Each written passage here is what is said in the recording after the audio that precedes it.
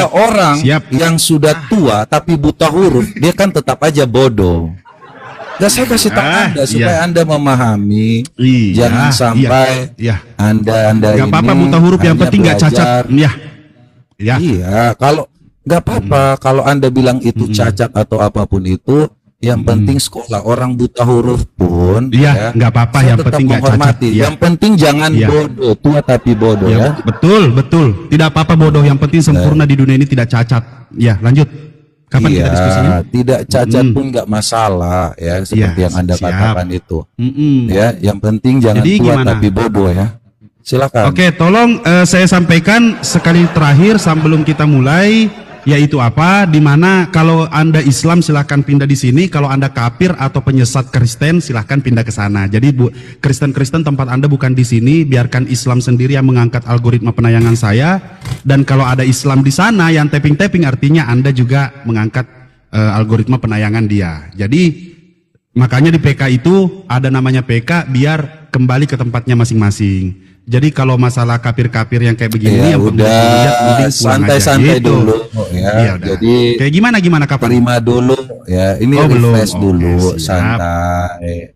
Jangan terlalu tegang Anda. Makan aja dulu, kasihan ini.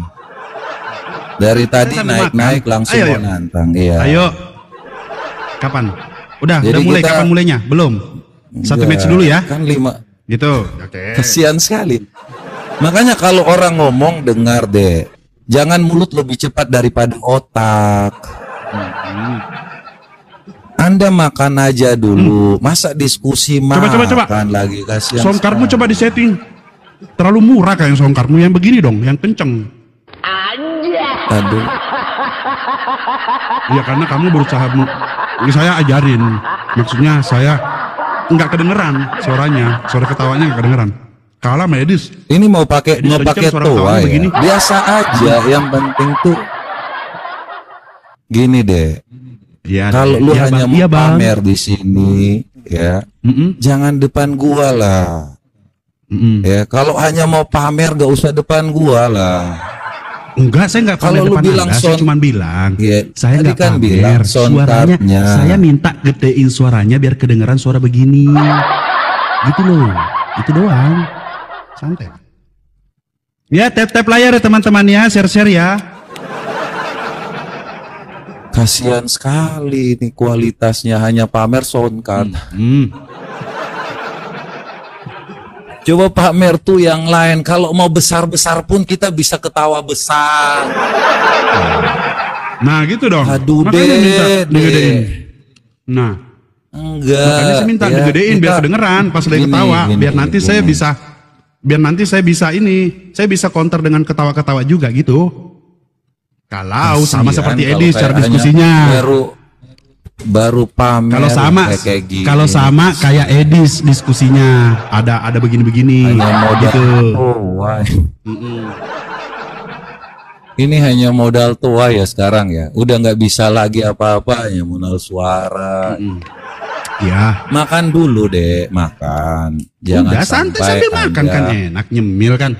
Slow hidup ini slow, jadi kapan lah kita mulai? Cari makan ya setelah ini kan, supaya Anda persiapan makan dulu, kasihan. Ya. Sambil makan tadi Anda kasihan sama Anda kok. Ya. Anda nantang katanya mau langsung mulai, ternyata masih makan gitu kan? Kan saya kasihan sama Anda. Nyemil aja. Iya, makanya kalau mau diskusi ya diskusi, mau makan dulu. Anda tadi bilang kan satu match dulu, jadi ya udah saya makan.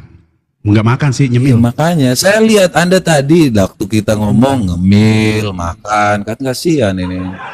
Isi dulu supaya ada otaknya, ya. Jadi kalau hanya mau pamer-pamer soundcard, makan lagi ya. Kita dengerin dia sambil makan lagi.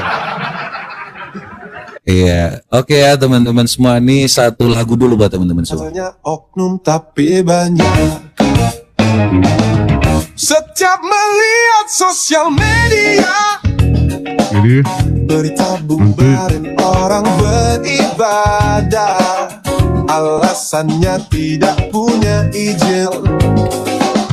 Katanya oknum tapi banyak. Jangan merasa lucu, karena itulah ajaran binatang. Tidak perlu heran, karena itulah ajaran buta huruf. Apalagi yang bisa dilakukan selain melakukan hal biadab? Apalagi yang bisa dibanggakan selain berkelakuan seperti binatang? Setiap waktu ada berita pencabulan anak di bawah umur yang buat cabul tokoh agama. Katanya oknum tapi banyak. Jangan merasa lucu, karena itulah ajaran binatang. Tidak perlu heran, karena itulah ajaran buta huruf. Apalagi yang bisa dilakukan selain Sudah? Ya, silakan. Anda yang mau mulai bernarasi atau saya? Iya, silakan Anda bernarasi. duluan. Oh gitu, oke. Saya duluan.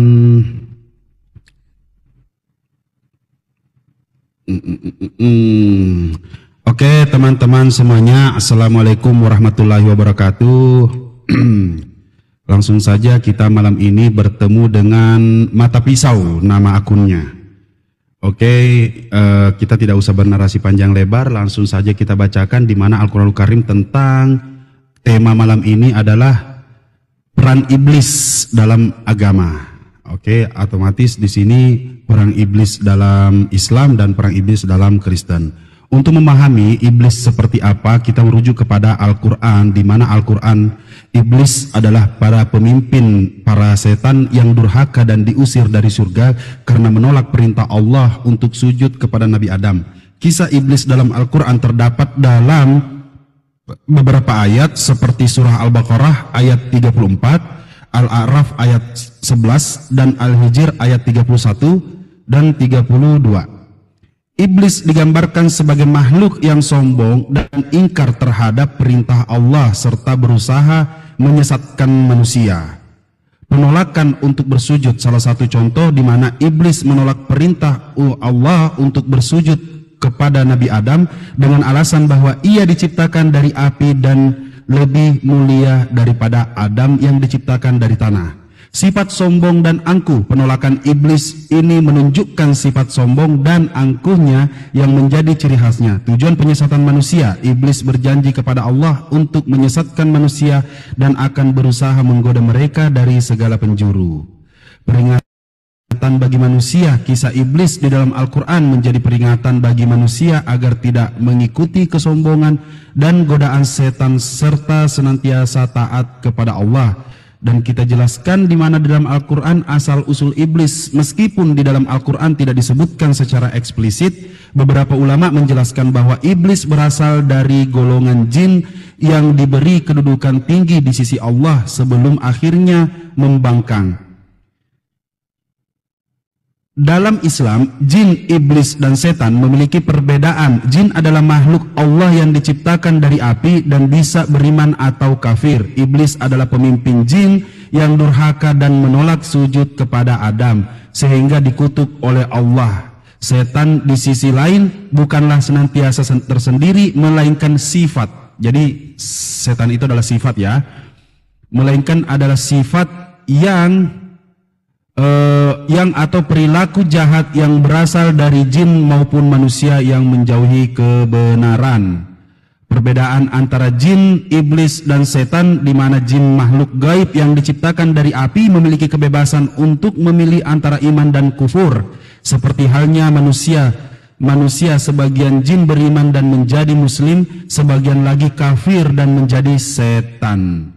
Iblis merupakan pemimpin dari golongan jin yang durhaka. Ia menolak perintah Allah untuk bersujud kepada Nabi Adam sehingga diusir dari surga dan menjadi sebab kesesatan bagi manusia dan jin lainnya. Setan bukan makhluk, melainkan sifat atau perilaku jahat yang menimpa jin maupun manusia. Setan adalah segala sesuatu yang menyesatkan, yang menjauhkan dari kebenaran dan rahmat Allah. Setan bisa merupakan jin yang jahat atau manusia yang memiliki sifat-sifat buruk dan suka mengajak pada keburukan. Perbedaan setan, iblis, dan jin mengutip dari kitab Tadihul adalah satu karya Kiai Haji Muhammad Syafi'i Adzami. Kata setan menurut Asy-Syaikh Ahmad Asawi berasal dari kata syatana yang artinya jauh dari rahmat. Maka makna setan sebenarnya merupakan nama sifat dan ia tidak memiliki bentuk atau asal tertentu. Dan setan juga menjadi sebutan bagi bangsa jin ataupun manusia. Jin bersifat durhaka dan setan demikian pula umat manusia. Apabila ia bersifat durhaka, maka dia memiliki sifat setan. Hal ini sebagian dijelaskan dalam Al-Quran surah Al-An'am ayat 112. Allah Subhanahu wa taala berfirman, langsung saja artinya saya jelaskan, dan demikianlah kami jadikan bagi tiap-tiap nabi itu musuh, yaitu setan-setan dari jenis manusia dan dari jenis jin. Sebahagian mereka membiasakan kepada kebahagiaan yang perkataan-perkataan yang indah-indah maupun jikalau Tuhanmu mengkehendaki. Seperti itu. Data semua ini nggak nyampe. Yap, silahkan.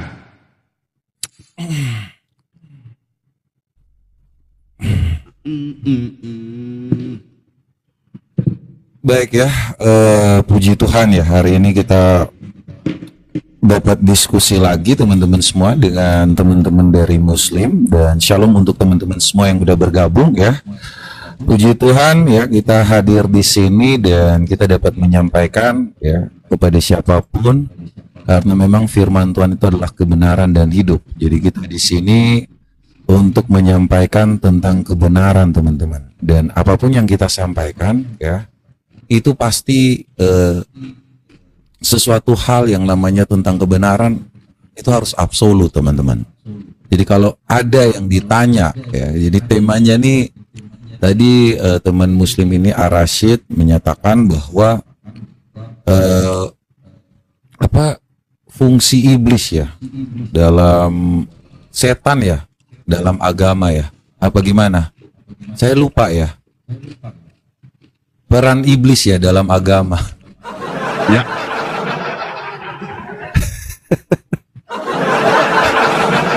Jadi kalau dalam agama Kristen ya, kami sekali lagi ya dalam kekristenan itu tidak ada peran iblis ya, karena Tuhan Yesus di dalam agama kita sudah mengatakan bahwa Yohanes 8 ayat 44 ya, iblis itu adalah bapa dari segala pendusta.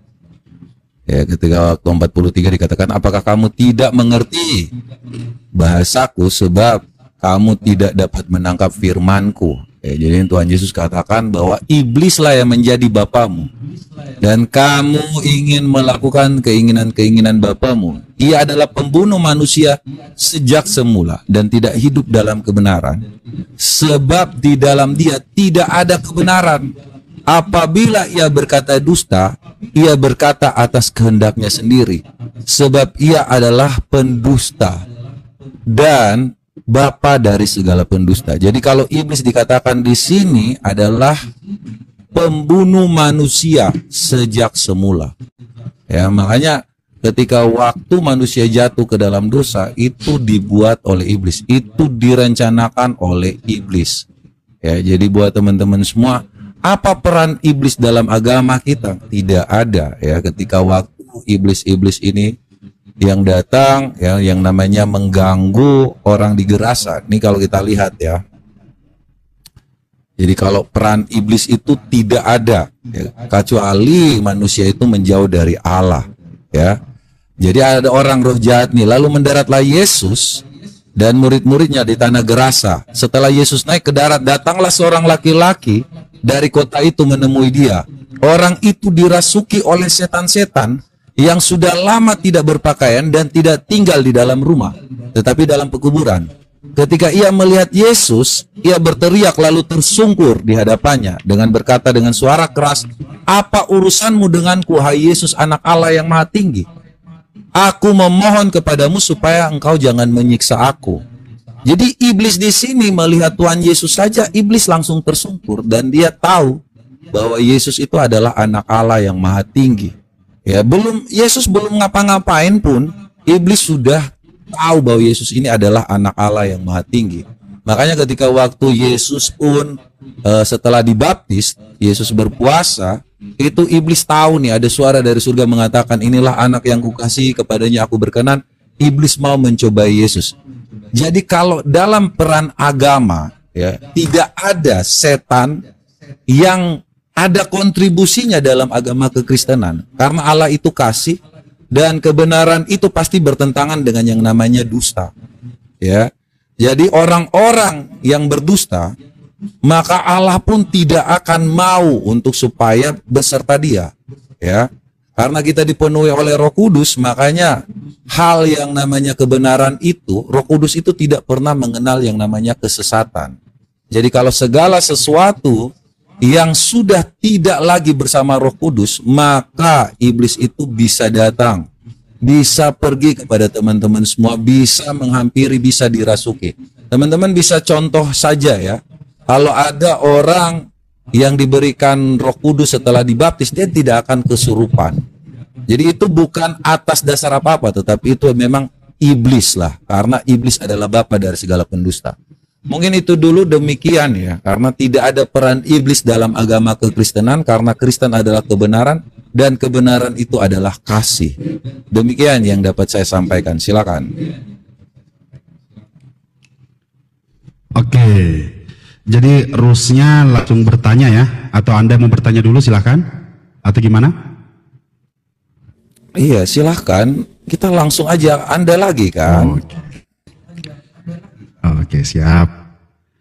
Yep, tadi saudara-saudara terkasih yang dipilih, dipulihkan. Ketika saudara mata pisau mengatakan bahwa tidak ada peran iblis katanya. Oke, tadi saya selesaikan dulu di mana Allah Subhanahu wa taala berfirman tentang bagaimana di surah Al-Kahfi ayat 50, dan ingatlah ketika kami berfirman kepada para malaikat, sujudlah kamu kepada Adam, maka sujudlah mereka kecuali iblis, dia adalah dari golongan jin, maka ia mendurhakai perintah Tuhannya.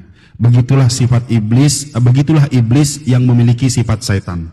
Lalu bagaimana, pertanyaan saya lemparkan kepada mata pisau, di mana di sini dikatakan di ayat Kejadian 3 ayat 1 sampai ayat 5 mengatakan, adapun ular ialah cerdik. Ini semuanya harus dengar ini, semuanya harus dengar ini. Adapun ular ialah yang paling cerdik dari segala binatang di darat yang dijadikan oleh Tuhan Allah. Ular itu berkata kepada perempuan itu, tentulah Allah berfirman, semua pohon dalam taman ini jangan kamu makan buahnya, bukan?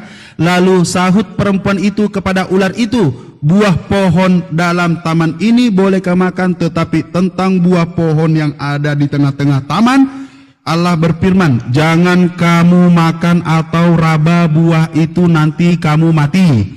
Tetapi ular itu berkata kepada perempuan itu, sekali-kali kamu tidak akan mati, tetapi Allah mengetahui bahwa pada waktu kamu memakannya, matamu akan terbuka dan kamu akan menjadi seperti Allah, tahu tentang yang baik dan yang jahat. Di mana kita pahami peran ular itu adalah iblis yang menjelma menjadi ular. Oke, disitulah cikal bakal Kristen memahami yang namanya dosa waris.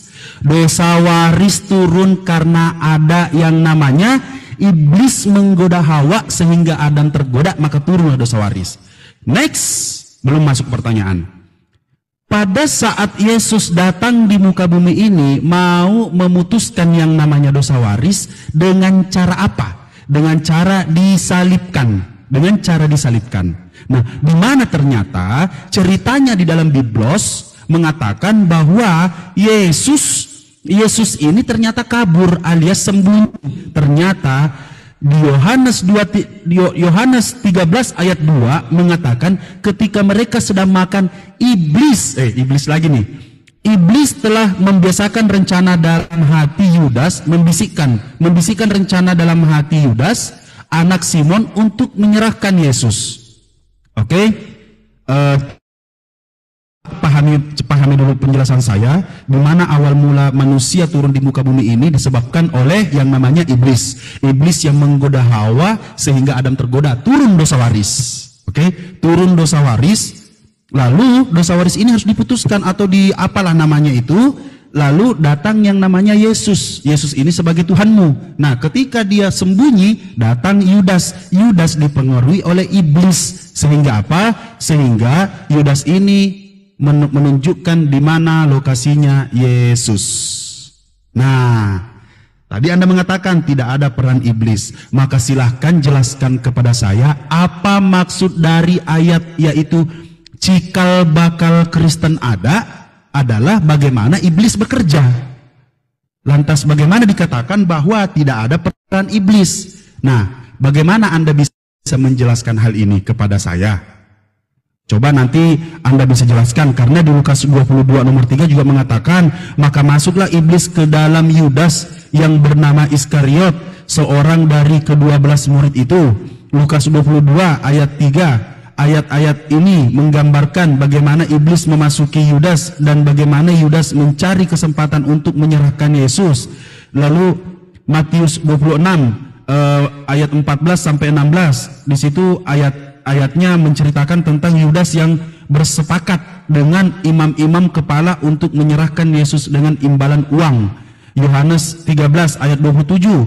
Lalu dikatakan juga di ayat itu bahwa setelah Yudas menerima roti, iblis masuk ke dalam diri Yudas dan Yesus berkata kepada untuk segera melakukan apa yang akan ia lakukan.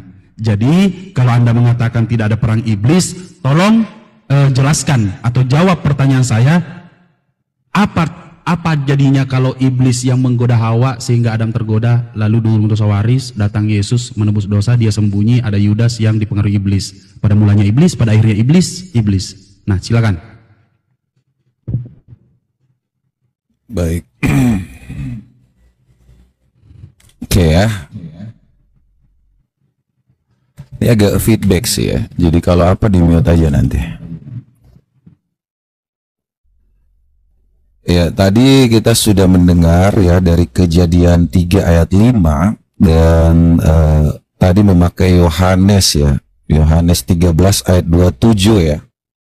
Jadi kalau kita melihat ya teman-teman semua, ini ada suatu hal yang namanya mereka berpikir bahwa iblis yang dikatakan di sini karena Yudas kan ya. Jadi ini kalau kita lihat datanya di sini sejak semula ya. Jadi ayat 27 ya tadi ya.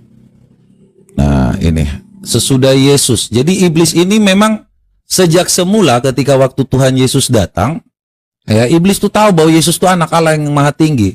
Makanya mereka mau untuk yang sejak awal Tuhan Yesus diganggu ya dengan sampai 3 kali oleh ular itu ya, begitu juga mereka mau mencoba sama seperti yang Adam tadi.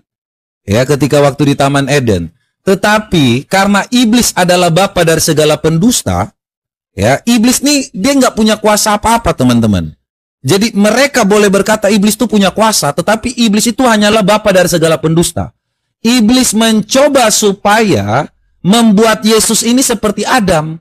Karena Yesus dengan kemanusiaannya, Yesus sama seperti yang manusia rasakan. Karena Yesus itu adil, dia datang sebagai manusia, tunduk juga seperti manusia, datang untuk melayani kita. Yohanes 3 ayat 18 ya. Dia datang bukan untuk menghakimi tetapi untuk melayani kita semua, untuk menyelamatkan. Ya. Dan sama juga ketika waktu iblis ini terus mencoba Yesus Kristus, ya. ketika waktu memakai Yudas juga.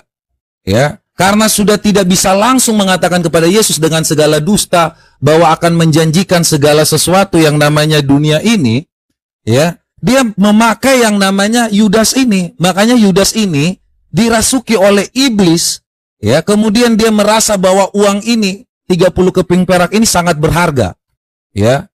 Makanya iblis itu nggak tahu masa depan apa sih yang sebenarnya ingin dilakukan oleh Tuhan Yesus, teman-teman. Ya, ketika waktu ini terjadi, iblis itu berpikir bahwa di hari Jumat itu mereka menang, teman-teman. Dengan membunuh Yesus itu mereka merasa menang. Ya, makanya banyak iblis di hari Jumat yang merasa bahwa kematian Yesus Kristus itu mereka sudah menang.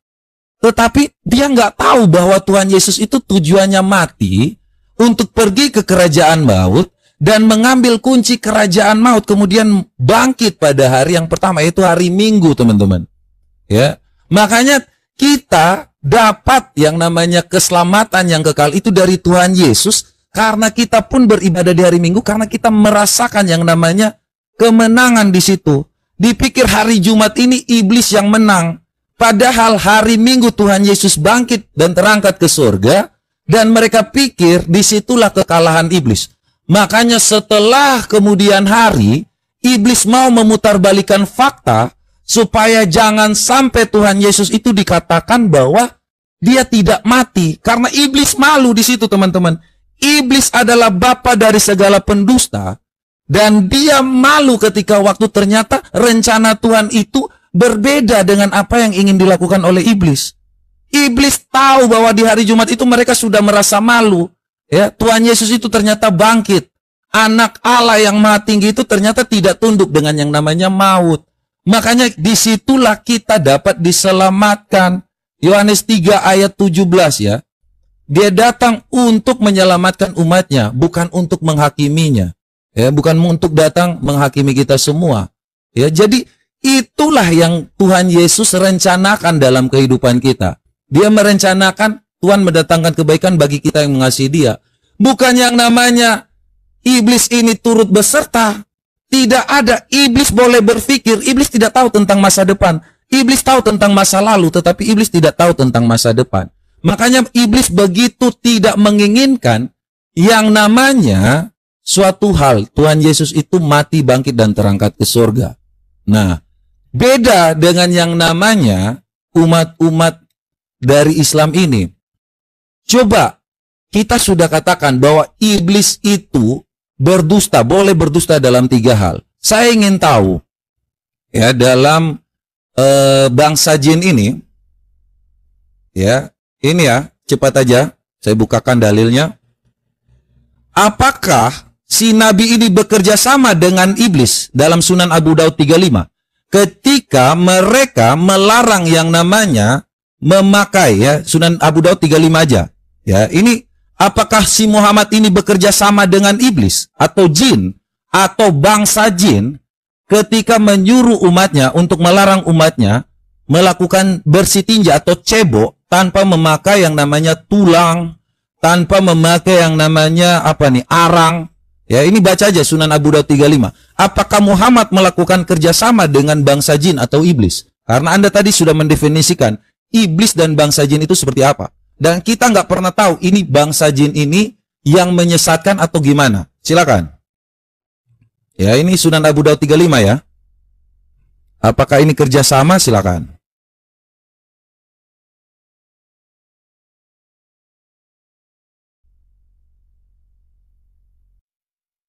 Oke, cek. Saya konfirmasi dulu Sunan Abu Daud dengan istinja batu ya. Konfirmasi ya, istinja batu ya. Oke, langsung saya jawab simple. Rasulullah SAW di situ pada waktu itu adalah di mana dia di padang pasir, padang gurun, dan itu sulit air. Bagi orang-orang yang pada saat itu dia buang air lalu tidak ada air, maka di situ dijelaskan, maka diperintahkan untuk membawa 3 batu. Biar apa? Pada saat nanti ketemu air, dia ingat bahwa oh iya tadi saya belum cebok. Itu sebenarnya ayat itu. Ayat 35 bro. Ayat 35 dibacakan supaya jelas. Iya, intinya kan masalah istinja batu kan? Iya kan? Ya, Intinya kan itu. Maka nanti ditanggapi. bacakan. Ya, jangan dipotong dong waktu saya. Jangan dipotong. Simple sekali. Di situ adalah Rasulullah pada saat itu mengingatkan kepada sahabat agar mereka orang-orang yang tadinya tidak ada air pada saat dia cebok, pada saat dia berak, habis BAB tidak ada air, mereka diingatkan untuk mengantongi 3 batu agar apa? Suatu saat nanti ketika perjalanan menemukan air, mereka bisa cross check. Yaitu apa? Ketika dia mengantongi berarti dia ingat kemarin atau tadi saya belum cebok. Maka baru dia boleh cebok. Itu sebenarnya, sesimpel itu jawabannya. Oke, saudara-saudara terkasih, saya tanggapi jawaban yang tidak ada jawabannya.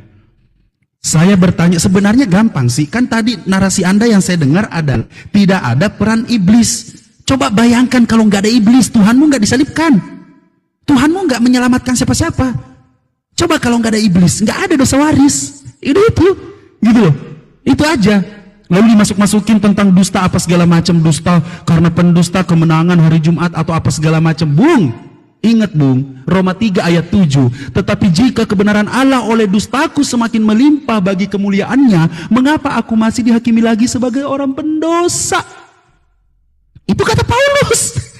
Dengan ini kali ya, ini. Nah, iya kan? Coba. Di sini dikatakan, tetapi jika kebenaran Allah oleh dustaku semakin berlimpah bagi kemuliaannya, mengapa aku masih dihakimi lagi sebagai orang pendosa? Maka jelaskan lagi, tambah lagi PR-mu. Jelaskan kata Paulus ini kenapa ini? Ini kata Paulus loh. Kenapa dia harus ketika kebenaran Allah oleh dustanya? Katanya iblis pendusta. Iblis adalah raja pendusta atau apalah itu istilahnya. Nah, coba jelaskan itu. Karena kalau Anda mengatakan bahwa iblis itu tidak ada perannya dan lain-lain, nggak apa-apa Anda menjelaskan jauh sekali karena kasih karunia-Nya Yesus menang atau apa segala macam. Bukan itu saya tanyakan. Bukan itu. Peran iblis agamamu ada. Peran iblis dosa waris itu ada. Itu.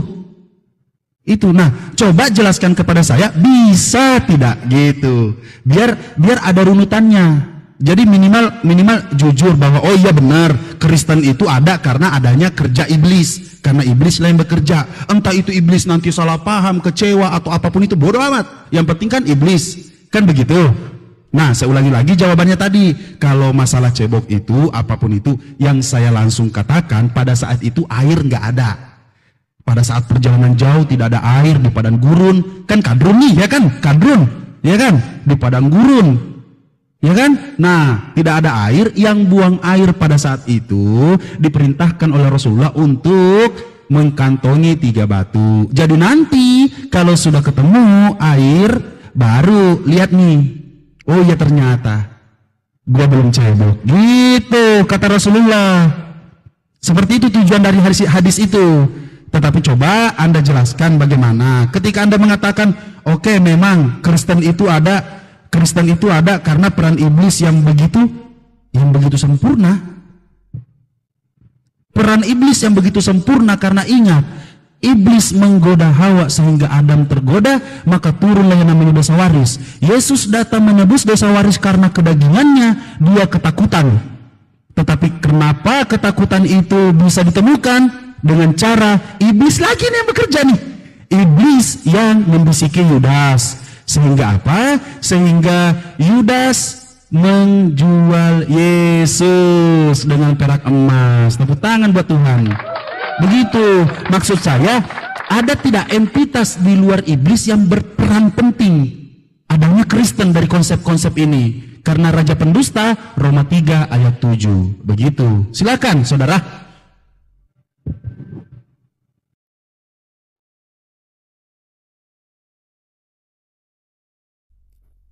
Oke, ya.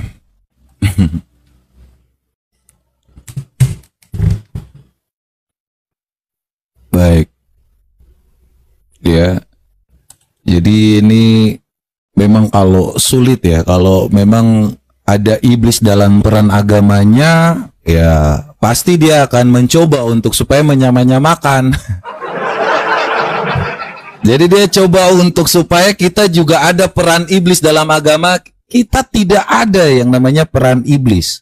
Jadi ketika kita menyembah dalam roh dan kebenaran, Di situ mau iblis siapapun yang mau mencoba untuk masuk merasuki iblis, masuk merasuki Yudas, iblis coba untuk segala cara. Karena tadi saya sudah bilang, iblis itu langsung mengganggu yang namanya Tuhan Yesus ketika waktu Yesus langsung dibaptis, dia dibawa diperlihatkan di seluruh dunia ini. Kamu akan mendapatkannya karena kerajaan dunia ini sudah diberikan kepada yang namanya iblis ketika waktu manusia jatuh ke dalam dosa. Nah, jadi kalau dibilang bahwa peran iblis itu tidak ada, ya memang tidak pernah ada dalam kekristenan.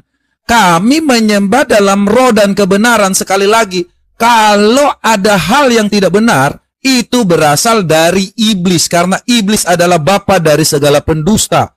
Mereka yang telah melakukan pembunuhan terhadap manusia sejak awal. Makanya tidak ada iblis dalam kekristenan. Kalau yang namanya mau ditambahkan, lu aja yang berpikir karena lu memang bersama-sama dengan iblis. Kalau di sini dikatakan tadi dia mencoba membuat framing dengan kata-kata Paulus ya. Kita buka dalam Roma ya. Kemudian di sini ya. Jadi kalau kita lihat di sini mudah sekali membaca hal seperti ini. Tetapi jika di mana di situ jika artinya dia beretorika. Dia sedang membahas suatu hal agar kalau kalian jika jika kebenaran oleh Allah dustaku semakin melimpah. Ini jika teman-teman. Jadi apakah itu memang terjadi? Kalau kata jika aja Anda nggak ngerti makanya berat. Ya. Ini Paulus beretorika, makanya dari ayat 4 itu dikatakan, sekali-sekali tidak, sebaliknya Allah benar dan semua manusia itu pembohong. Sebab ada tertulis supaya engkau ternyata benar dalam segala firman-Mu dan menang jika engkau dihakimi. Ya. Jadi tidak ada yang namanya di sini Paulus itu pembohong. Mana pembohongnya? Makanya kalian ini diajarkan untuk berdusta dalam 3 hal. Masa ngomong seperti ini aja? Baca ini aja, tetapi jika kebenaran Allah oleh dustaku. Jika kebenaran Allah oleh dustaku semakin melimpah bagi kemuliaan. Tidak ada. Kita buka dalam 2 Petrus 2 ayat 15. 16 ya. Bentar, ini.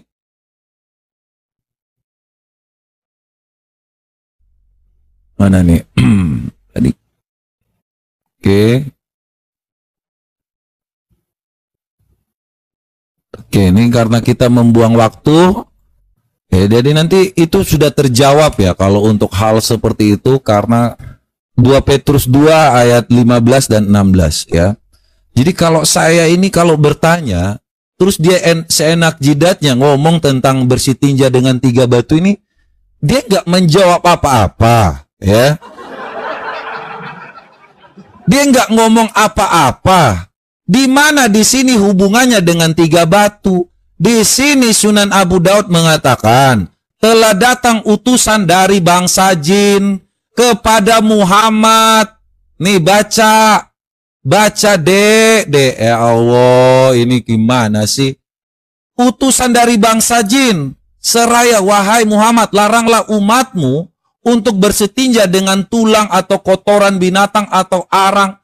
Karena sesungguhnya Allah wa ta'ala menjadikan rizki bagi kami. Ini Allah memberikan jin dan iblis itu juga rezeki.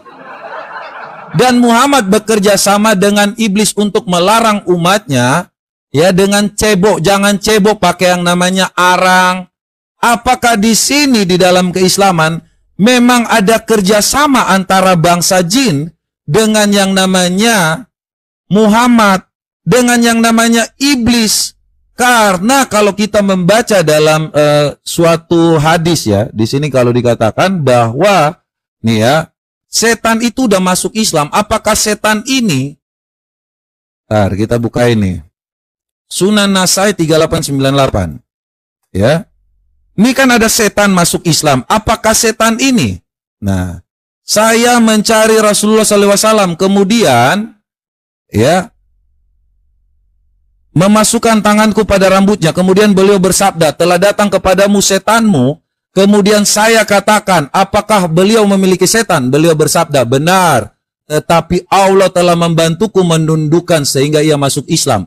apakah setan yang dikatakan dalam Sunan Abu Daud ini sudah masuk Islam juga? Jadi apakah memang ada kontribusi besar antara iblis dan setan di dalam agama Anda? Ini ya, baca nih Abu Daud 35 supaya paham ya. Jangan sampai menjawab cebok dengan 3 batu, tidak ada hubungannya. Apa ini? Kita lagi ngomong tentang yang namanya kontribusi Islam nih, termasuk larangan sunnah Nabi nih. Apakah itu termasuk larangan dari iblis juga? Paham nggak? Nih ada iblis meminta larangan, tolong dibaca, jangan asal-asal ngomong. Saya kalau diskusi nggak nyambung kayak gini berat loh ya. Nggak ada hubungan dengan 3 batu, ini ada kata larangan. Larangan untuk Muhammad. Makanya hadis-hadis Muhammad ini kerjasama dengan iblis atau tidak? Belum puas? Ini paham nggak sih? Boleh sekarang saya? Iya, nafsu sekali ya bapak-bapak. Iya, ampun. Mari kita baca Sunan Abu Daud, di mana dikatakan di situ nomor 35, nomor 35, dia berkata, ya kan? Dengarkan, dia berkata, telah datang utusan dari bangsa jin. Hah? Bangsa jin? Coba kita lihat di dalam Al-Quran dijelaskan tentang jin ini apa? Setan juga dapat menjadi sebutan bagi bangsa jin. Loh, kok setan juga merujuk kepada bangsa jin? Maksudnya gimana? Oh, ternyata ada dalam Islam jin, antara jin, iblis dan setan. Saya jelaskan ya biar pinter. Makhluk jin adalah makhluk gaib yang diciptakan dari api, memiliki kebebasan untuk memilih antara iman dan kufur, seperti halnya manusia. Sebagian jin beriman dan menjadi muslim, sebagian lagi kafir dan menjadi setan. Ternyata jin itu bukan sesuatu yang buruk di dalam Islam, harus dipahami dulu ternyata.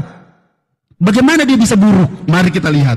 Iblis. Oh, iblis ada penjelasannya dalam Islam. Ternyata dalam Islam itu iblis merupakan pemimpin dari golongan jin yang durhaka. Oh, ternyata iblis. Mari kita lihat Abu Daud. Telah datang utusan dari bangsa jin. Oh, yang datang bangsa jin, nggak masalah. Nggak masalah kalau bangsa jin yang datang. Alhamdulillah bukan iblis yang datang. Kan begitu saudara-saudara. Ya, tepuk tangan dulu buat Tuhan. Gitu cara ngejelasinnya. Paham ya abangnya? Masya Allah, abang ini ganteng kali. Untung Anda mengatakan di situ jin bukan iblis. Jadi maupun Nabi Muhammad, manusia, jin adalah makhluk Allah, sama-sama makhluk yang diciptakan, tetapi bisa dua-duanya memiliki yang namanya sifat, yaitu sifat iblis dan setan. Begitu saudara-saudara, tepuk tangan buat Tuhan. Gitu menjelaskannya. Jadi jangan terfokus, karena begini, kalau Anda mau selalu memahami, kalau Anda di agama Anda ketika iblis udah, kalau jin buruk, iblis buruk, semuanya buruk, memang. Tapi dalam Islam, jin itu adalah ciptaan Allah. Jin itu adalah ciptaan Allah. Kalau iblis itu adalah sifat. Oke? Iblis itu adalah makhluk, dedengkotnya jin. Iblis itu dedengkotnya jin yang bersifat setan gitu, yang menyesatkan umat manusia. Begitu saudara. Nah, kalau Anda mengatakan bahwa iblis itu tidak ada perannya, ya kasihan lah iblis gitu loh. Jujurlah sedikit. Sudah 2 saya diskusi dengan debater Kristen, semua mengakui bahwa memang betul. Jadi ada ngeles-ngelesnya dikit, tapi Anda berperan mengatakan bahwa iblis tidak berperan penting dalam Kristen. Jangan dong, ntar disamber sama iblis yang ngeri. Ingat, karena iblis ada yang namanya dosa waris. Karena iblis ada yang namanya penebusan dosa. Kalau iblis nggak ada yang namanya dosa waris. Kalau iblis nggak ada yang namanya penyaliban. Itu sesuatu yang harus kita pahami.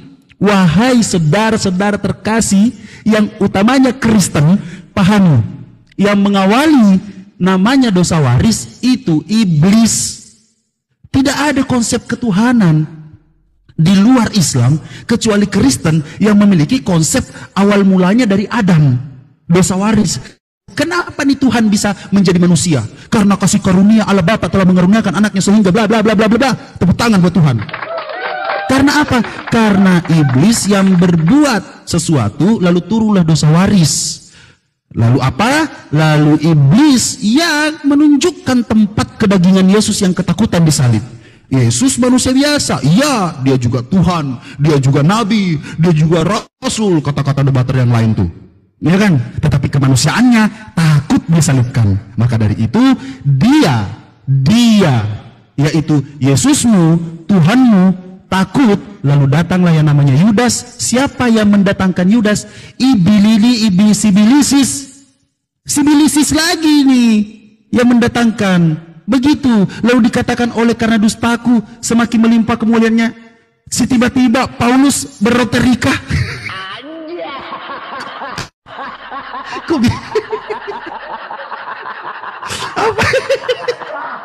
Apa sih bang? Ini kan bahasa Indonesia gitu loh. Tetapi jika kebenaran Allah oleh dustaku semakin melimpah kemuliaannya, ini Paulus mau bohong, ini mau berdusta. Dan dia kecewa karena kenapa harus dihukum lagi sebagai pendosa gitu. Ya silakan ditanggapi saudara. Terima kasih banyak Abang Mata Pisau. Gasken. Baik. Ya, jadi saya kira ya kalau hal seperti itu Anda sudah mengakui bahwa iblis juga beserta Anda, ya karena iblis adalah pendusta, ya kita sudah jelas ya. Makanya di dalam keislaman itu kita tidak perlu lagi ngomong tentang buka dalil. Iblis itu memang kita udah ajaran yang berbeda, jadi nggak ada masalah sih sebenarnya kalau Anda sudah mengakui bahwa iblis itu sudah masuk Islam seperti yang dikatakan tadi. Ya setan udah masuk Islam. Artinya kita nggak perlu debat lagi. Kalian sudah bersama-sama dengan iblis. Setan udah masuk iblis, setan udah masuk Islam, ya udah. Kita udah berbeda. Jadi apalagi yang Anda harapkan dari diskusi ini? Karena Anda sudah mengakui, karena Kristen tahu bahwa setan itu kerjanya hanya berdusta. Iblis adalah bapa dari segala pendusta. Dan kalian pun sendiri mengiyakan boleh berdusta dalam 3 hal. Jadi kita tidak perlu lagi berdebat apa-apa. Kita nggak pernah mengakui iblis itu terlibat dalam agama kita.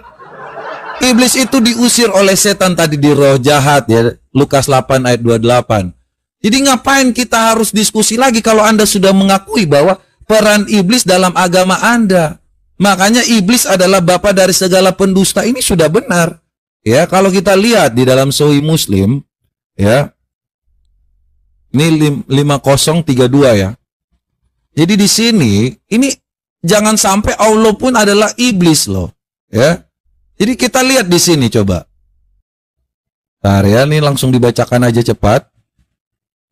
Ya. Rasulullah SAW sesungguhnya iblis meletakkan singgasananya di atas air, mengirim bala tentara setan nih. Coba kita lihat lagi nih. Ya, ada iblis di atas air ya. Jadi ini Muhammad tahu iblis itu ada di atas air. Coba kita lihat di dalam surah Hud ayat 11 ayat 7. Ya. Coba kita lihat ya teman-teman semua, ini izin dikit ya kan? Tetap aja bicara, saya tetap dengar. Tetap aja bicara, saya tetap dengar. Oke ya. Jadi teman-teman lihat, sesungguhnya singgasana iblis mengirim bala tentara setan ya. Ini iblis di mana? Di atas air. Surah Hud 7 teman-teman. Ya. Nih. Dialah ini Al-Qur'an ya. Jadi teman-teman jangan berpikir ini iblis di dalam. Allah sendiri pun bersemayam di atas air teman-teman. Dialah yang menciptakan langit dan bumi dalam 6 masa dan arsy di atas air. Arsy itu kursi.